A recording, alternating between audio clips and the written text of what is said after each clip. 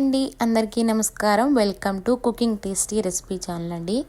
ఈరోజు ఎంతో టేస్టీ అయిన గడ్డి పుట్టగొడుగులు కర్రీ అనేది ఎలా తయారు చేసుకోవాలో ఈ వీడియోలో చూపిస్తున్నాను. ఈ వీడియోని చివరి వరకు చూసి నచ్చినట్టయితే లైక్ చేసి సబ్స్క్రైబ్ చేసుకోండి. ఈ కర్రీని తినడం వల్ల చాలా బెనిఫిట్స్ ఉంటాయండి. ఇలాంటి గడ్డి పుట్టగొడుగులు ఎక్కడైనా స్టోర్లో కానీ అలాగే మాల్స్లో కానీ కనిపిస్తే తప్పకుండా కొనుక్కొని ట్రై చేయండి.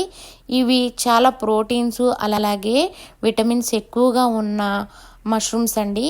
వీటిని డయాబెటిక్ పేషెంట్స్ కానీ అలాగే వెయిట్ లాస్ అవ్వాలనుకున్న వారు కానీ కొంచెం హెల్త్ ఇష్యూస్ ఉన్నవాళ్ళు కానీ తప్పకుండా ఈ గడ్డి పుట్టగొడుగులు అనేవి రెసిపీ తింటే చాలా బెనిఫిట్స్ ఉంటాయండి.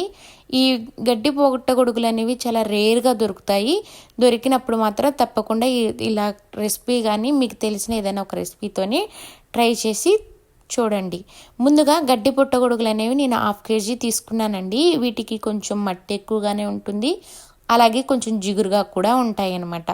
ఇలాంటి పుట్టగొడుగులను కొంచెం మట్టి ఉంటుంది కాబట్టి శుభ్రం చేసుకొని మనం కొంచెంగా వాటర్ అనేవి తీసుకొని దానిలోకి 1/2 స్పూను సాల్ట్ అనేది యాడ్ చేసుకోవాలి. సాల్ట్ యాడ్ చేయడం వల్ల దానిపైన ఉన్న జిగురు అలాగే కొంచెం లైట్గా స్మెల్ అనేది వస్తుంది, అది పోతుందన్నమాట. ఇలా ఒక 1/2 అవర్ నీళ్ళల్లో నానబెట్టడం వల్ల దానికి ఉన్న సన్న మట్టి అనేది పోతుంది, అలాగే మనం త్వరగా శుభ్రం చేసుకోవడానికి వీలవుతాయి అన్నమాట. ఈ విధంగా 1/2 అవర్ నానబెట్టి పక్కన పెట్టుకుందాము. ముందు కర్రీ కోసం ఒక మిక్సీ జార్ తీసుకుని అందులోకి 3 టమాటాలు పండినవి యాడ్ చేసుకున్నానండి. నేను చేస్తుంది 1/2 kg మష్రూమ్కి అనమాట. అలాగే 7 or 6 కాజూస్ అనేవి యాడ్ చేసి వాటిని మెత్తగా పేస్ట్ పట్టుకోవాలి. ఇవి శుభ్రం చేసిన తర్వాత చూపిస్తున్నానండి. గడ్డి పుట్టగొడుగులు అనేవి చూసారు కదా, ఈ విధంగా ఇంకొక పుట్టగొడుగు అనేది కూడా లోపల ఉంటుందన్నమాట. ఇలా ఉండే వాటినే గడ్డి పుట్టగొడుగులు అంటారండి. వీటి గురించి మీరు బాగా తెలుసుకోవాలంటే గూగుల్లోకి వెళ్ళి సెర్చ్ చేస్తే గడ్డి పుట్టగొడుగులని దీని గురించి బెనిఫిట్స్ అనేవి చూడొచ్చు అనమాట. ఈ కర్రీకి ఇలా కట్ చేసుకుంటే సరిపోతుందండి, ఎక్కువగా పీసెస్ అవసరం లేదనమాట.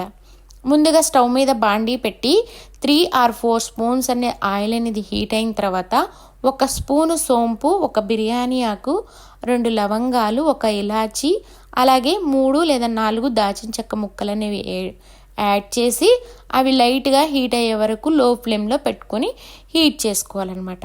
ఈ విధంగా యాడ్ చేయడం వల్ల కర్రీ అనేది చాలా ఫ్లేవర్గా ఉంటుంది, చాలా బాగుంటుందన్నమాట. ఒక పెద్ద ఆనియన్స్ అనేవి 2 సన్నగా కట్ చేసి వాటిని కూడా యాడ్ చేసుకుందామండి. యాడ్ చేసి ఆనియన్స్ అనేవి లో ఫ్లేమ్లో పింక్ కలర్ చేంజ్ అయ్యే వరకు మగ్గించుకుంటే సరిపోతుందన్నమాట. ఈ విధంగా మగ్గించుకున్న వాటిలోకి 1/2 spoon ginger garlic paste, 1/2 spoon పసుపు అనేది కూడా యాడ్ చేసి మంటని లో ఫ్లేమ్లో పెట్టుకొని ఈ విధంగా మగ్గితే సరిపోతుందన్నమాట. అందులోకి ముందుగా మనం తయారు చేసి పెట్టుకున్న టమాటా గ్రేవీ అనేది యాడ్ చేసుకోవాలి. తప్పకుండా అల్లం వెల్లిపాయ పేస్ట్ అనేది మీరు తీసుకున్న క్వాంటిటీని బట్టి యాడ్ చేసుకోండి. ఈ విధంగా టమాటా గ్రేవీ అనేది యాడ్ చేసి మంటని లో ఫ్లేమ్లో పెట్టుకొని పచ్చివాసన పోయేంత వరకు ఫ్రై చేసుకుంటే, అలాగే నూనె కూడా కొంచెం పైకి తేలే వరకు ఫ్రై చేసుకుంటే కర్రీ టేస్ట్ అనేది చాలా బాగుంటుంది, అలాగే పచ్చివాసన అనేది రాకుండా ఉంటుందన్నమాట. మనం ముందుగానే కట్ చేసి పెట్టుకున్న మష్రూమ్స్ కూడా ఈ విధంగా టమాటా గ్రేవీలోకి యాడ్ చేసి మొత్తంగా కలుపుకొని మంటని అడ్జస్ట్ చేసుకొని మూత పెట్టి ఒక 10 నిమిషాలు మగ్గించుకుంటే సరిపోతుందన్నమాట.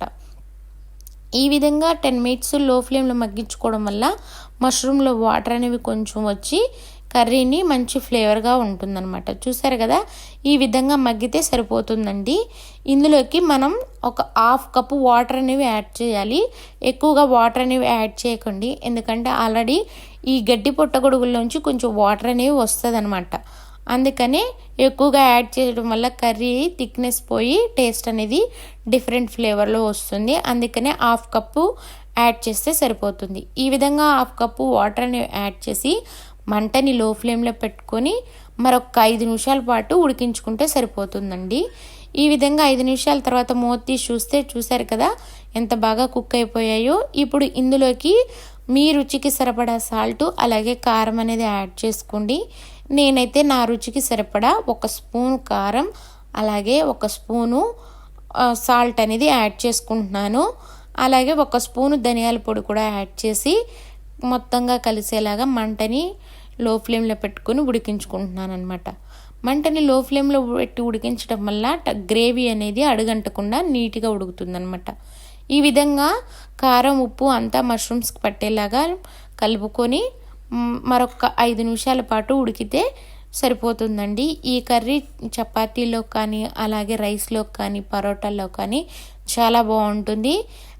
ఈ విధంగా ఉడికిన మష్రూమ్స్లోకి మరొక 5 నిమిషాలు మూత పెట్టి మగ్గించుకుంటే సరిపోతుందండి.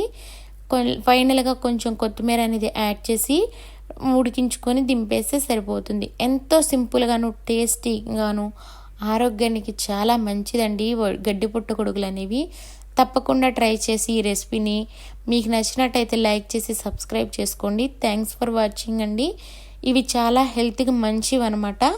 తప్పకుండా ట్రై చేయండి.